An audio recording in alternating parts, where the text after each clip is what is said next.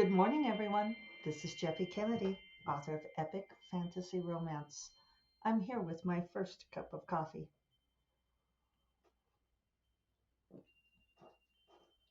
Delicious. Ah, today is Tuesday, February 14th, Valentine's Day in the US. Actually, kind of worldwide. I think it's become a kind of global marketing phenomenon. Call me cynical. Um, So I'm going to talk about love today because I am a romance writer. I am a believer in love. I have some thoughts on it today. But first, catching you up on my news, I did finish my revision and addition to The Amethyst Job, new working title, sent it off to my readers. So we shall see. Um, one of them, one of the ones who has fresh eyes on this story and who rarely reads for me. She is a pretty tough reader, I think. Um, and we're close friends, so she often does not read my stuff, I think, so that she doesn't have to think up like lies about it. But she said that she read the first page and it was gripping and well done. So that was nice. That made me happy, huh?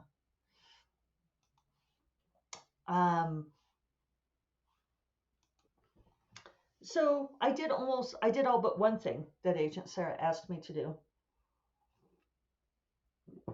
And I had a little bit of a conversation with Jennifer Estep about it. She's reading it for me too for the second time. Thank you, Jennifer. Uh, my agent had asked me to end the sample because we're going out on spec. So it came out to like 98 pages, 24,000 words, 24,482. Uh, and she wanted me to add a chapter to end it a bit more on a cliffhanger. And my problem is, because I thought, well, I could do this. She wanted to end on like something dangerous. And so I've asked my readers for thoughts on this. But where I've ended is the Act One climax. And I could end, well, probably earlier than that would work. But I think I've built up and built up to this point, and now it would actually be a ratchet down from here story wise, unless I just like totally make something up. I don't know. Maybe I'll think of something. Maybe they'll think of something even better. But interestingly, uh, Jennifer said her agent said the same thing about ending the sample on a cliffhanger. So clearly, this is something the agents are finding useful with the editors. Of course, among the indies, there's the ongoing conversation about ending entire books on a cliffhanger. And I think you all know I'm not much into cliffhangers, except that I will acknowledge Shadow Wizard, I did end on as close to a cliffhanger as I would ever do, certainly a romantic cliffhanger. So many of you may be waiting until I write the next book before you commit to reading that, which is understandable.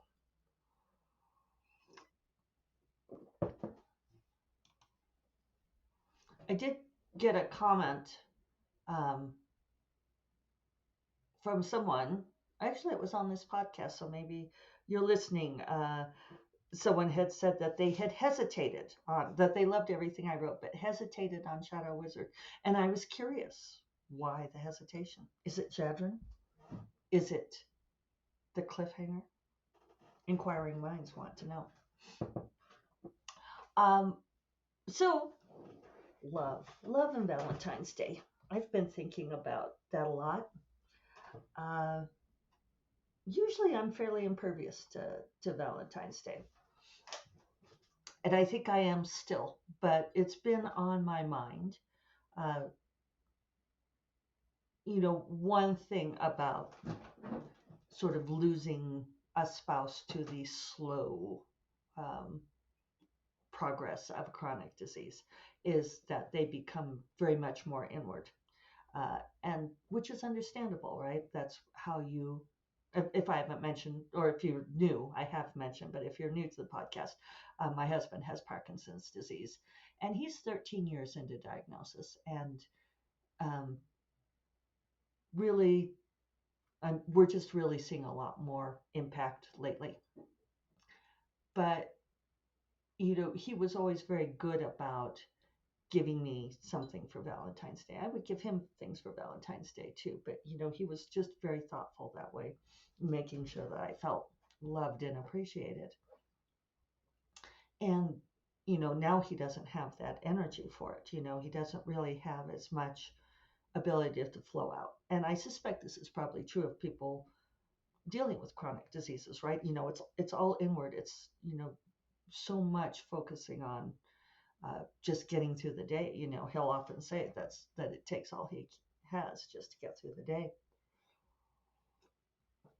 So I have very low expectations, which is fine.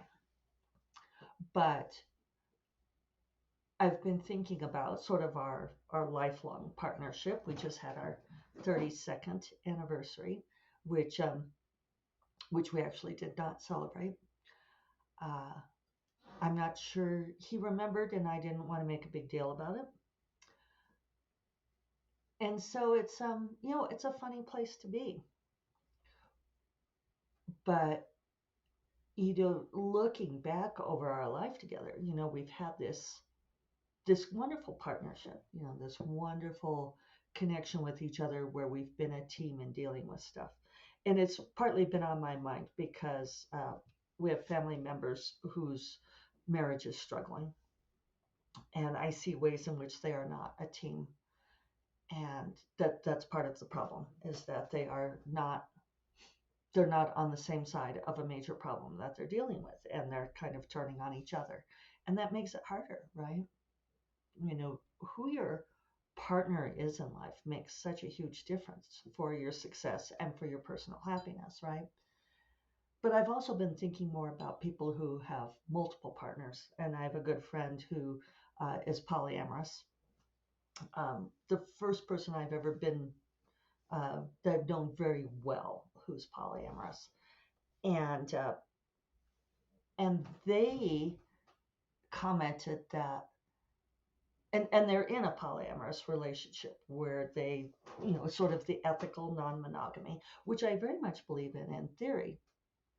I've never done it, but uh, one thing that they commented was that they could see only having sex with one person for the rest of their lives, but not, but that they couldn't give up never having that first date again or that first kiss, never making that initial connection. And which is interesting to me because that has just never been important to me. In fact, the firsts for me are very awkward. I never liked dating. The first dates were usually pretty miserable. The first kisses there's a spark to them, a joy to them, but less, they're also awkward sometimes. They're less practiced than the later kisses. And I was thinking in terms of this, like understanding that my Clifton strengths, that my number one strength is connection. I think for me, the real joy isn't in those firsts, but in the deepening of connection, in the getting to know someone, um, the building of that connection with them. So I was thinking about. So I ran across something the other day about agape and versus eros, and being two kinds of love that the Greeks identified. And actually, the Greeks identified 7 kinds of love, uh, which I think is really useful because in Western culture, um, maybe particularly American culture, we tend to use the one word love to mean all kinds of things. And and that's not the case. We understand that it's not. So I'm going to tell you about the 7 kinds of love. There's eros, philia, storge, agape, ludus, pragma, and philautia. So eros is the romantic, passionate love. Philia is affectionate, friendly love. Storge is familial love, like for children or members of your family. Agape is selfless or universal love. Ludus is the playful, flirtatious love. Pragma is the committed, long lasting love. And philautia is self love. And I think this is interesting because looking at this, my friend who loves the firsts probably prefers ludus, as very much into that playful, flirtatious love, and possibly also eros, the romantic and passionate love. I think it's interesting that some people want to distill it down to just eros versus agape. And agape, I think, is really interesting to look at. And it's kind of been um, taken over by the Christians. In fact, when I was first looking up, so I could make sure to get my definitions right, uh, all the initial Google searches give me biblical references or Christian things. And they call it the love of God. And uh, which I find irritating, but you all know that I'm not a Christian, so you have to give me a little bit of room on that. Although I know how to pronounce it because I grew up in an Irish Catholic family, and we talk about agape and Catholicism, the love of God. Uh, Incidentally, um, a bit of an aside, if you watch the Super Bowl, as I did, there were a couple of those ads that were the Jesus ads. The He Gets Us, showing the scenes of violence and saying, we need Jesus and all of this, and they went to some extent. To some trouble to make it seem as if they were neither liberal nor conservative. And if you look up the He Gets Us website, which we did because Megan and I were like, okay, who is shelling out high dollar, because those are $1 million ads, right? Who's shelling out this money for the Jesus ads during the Super Bowl? uh, and forgive my cynicism there, but I didn't think that it was the people who are actually practicing Christian values and giving money to the poor and the needy and the deserving. um, And sure enough, and it was interesting because the website says we are neither conservative, we're neither right or left, and we just want Jesus and all this kind of thing. And it's like you have to go through the shell corporations, you have to go through several levels to discover exactly who is sponsoring this. And it is the high dollar people, and it is anti LGBTQ. I'm not even going to say it. Let me get it right. LGBTQ. I imagine people practice saying that. I should do that. Plus, plus, asterisk. But it is anti-abortion, it's all of the fundamentalist Christian stuff you would expect.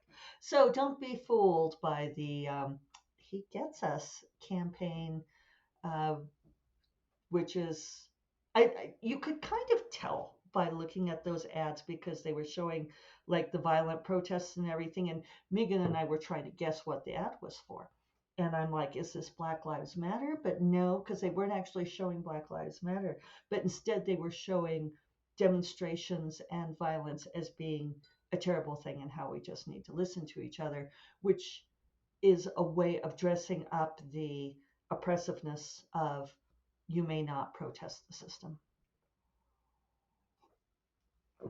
So anyway, I am deeply suspicious of the Christians having taken over agape. It doesn't have to mean love of God or love of Jesus. Um, you know, Jesus preached universal love, and that's what agape is about. And agape is another way of looking at the Tao. It's about loving the world, about being one with the world. Um, we talk about philia, the love of friends, and how important that can be. Um, our friendships, something I've been talking about a whole lot on here lately.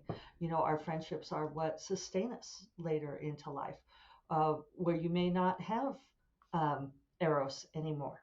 If your spouse has a chronic disease, or you might not have storge. If your adult children, I have some friends whose adult children are estranged, so maybe you don't have that familial love anymore. Um, the ludus, the playful, flirtatious love. I don't know. The first date, the first kiss. There's a thrill to that. There's a fun to that. And you don't even have to do anything to have the flirtatious love, right? Pragma, committed, long-lasting love. I think that's what I'm talking about that I have with David, um, and that I have with. I don't know. Is it also philia where you have the committed, long-lasting love? I definitely have a couple of women friends who have really made a commitment to deepening our friendship, because I think we're all recognizing that this is what will carry us into our later lives. And there is a commitment there, that if that we will see this through, that we will be there for each other.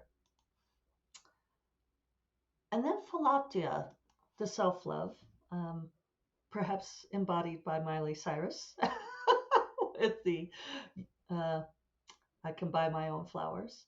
I can love me better than you can. Uh, I don't. I think self-love is really important. That we have to love ourselves before we can be loved. I think that there's a lot of truth to that. Although I do love the romance trope that being loved by someone else enables us to love ourselves. If somebody else loves you, you can see your way through to loving yourself, especially if you've come from an abusive background in some ways, where you've been taught to hate yourself, because other people have taught you that you are not worthy of love. Having someone come in and just let you know that you are worthy of love can make a huge difference, right? So I think that's worth thinking about on this day, which celebrates, um, well, let's use our new words. It celebrates eros primarily, right? And also ludus, right?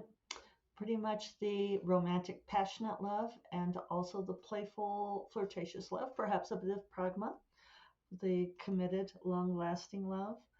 But there are other kinds of love that can be celebrated today too, and so I think that we can all um, settle into that and find ways to celebrate those kinds of love as well, especially if you're feeling like you are not getting the eros that perhaps you want, or the ludus that is can be so thrilling.